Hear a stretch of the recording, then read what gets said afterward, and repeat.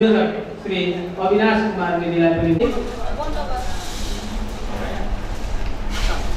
News लगायत सम्पूर्ण ब्यासमा आसीन सम्पूर्ण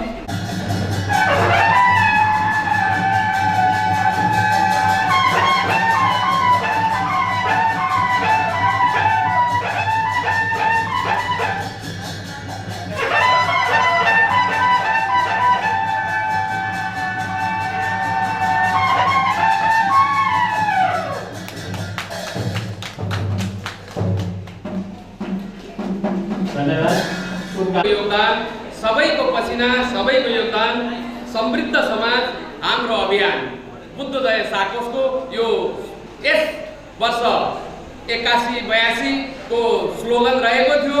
यसै सन्दर्भमा र सन्देशलाई आत्मसात गर्दै हाम्रो सहकारीले आफ्ना लक्ष्य र उद्देश्य प्राप्तिका लागि अगाडि बढेको समेत जानकारी गराउँदछु।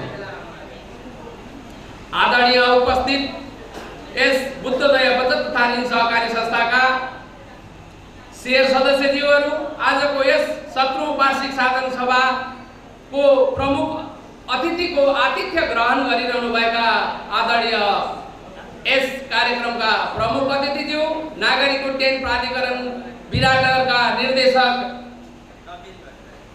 अर्थात् प्रमुख सुभाष झा सर, यसैगरी विराटनगर महानगरपालिका वार्ड नम्बर 3 का वार्ड अध्यक्ष लगायत ड्यासमा आसीन रहनुभएका मेरा समादरणीय सम्पूर्ण उपस्थित महानुभावहरुमा सर्वप्रथम म सहकारीको न्यानो अभिवादन टक्र्याउँदै म संस्थाको हालसम्म भएका गतिविधि र भावी योजना बारेमा आफ्नो कार्यपत्र प्रस्तुत गर्न गइरहेको छ।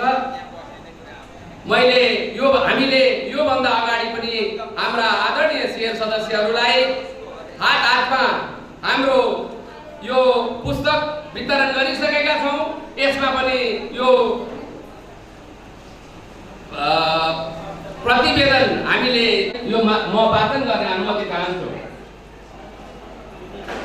सत्र अतिथिज्यू, विशिष्ट अतिथिज्यूहरू, कर्मी मित्रहरू, उपस्थित शेयर सदस्य, यस 17औं वार्षिक साधन सभा आर्थिक वर्ष 81-82 का आर्थिक प्रतिवेदनहरू, लेखा समितिले दिएका राय सुझावहरू, संस्थाका वार्षिक कार्ययोजनाहरूलाई प्रस्तुत पुस्तकमा उल्लेख गरी पेश गरिएको छ।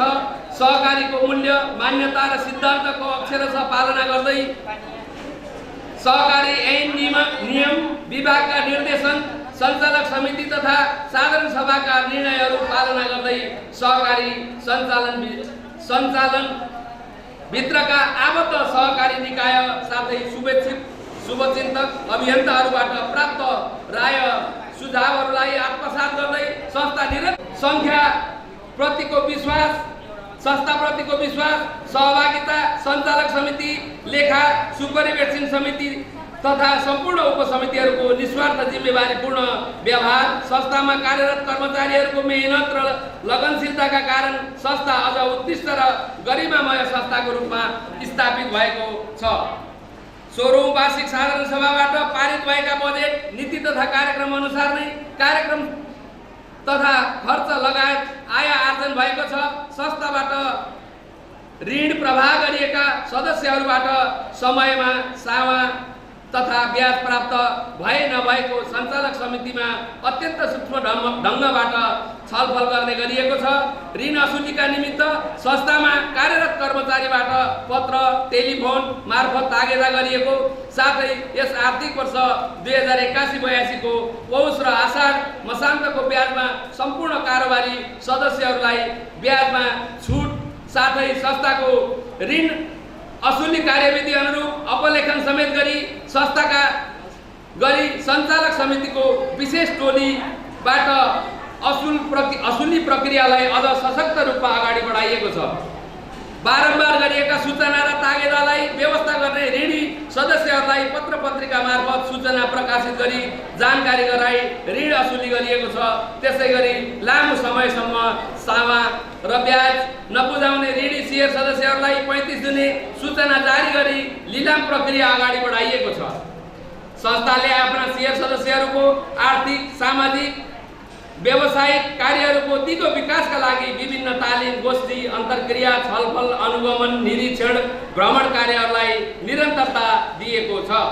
संस्थाले 81-82 मा निरन्तर घट्दो ब्याज दर ऋण प्रवाह गर्न परेको हुँदा आर्थिक वर्ष 81-82 मा संस्थाले 2,16,65,605 रुपियाँ पैसा 78 आम्दानी गरेको छ। त्यसै गरी कुल खर्च रु 1,42,89,121 रुपियाँ 66 पैसा खर्च भई कर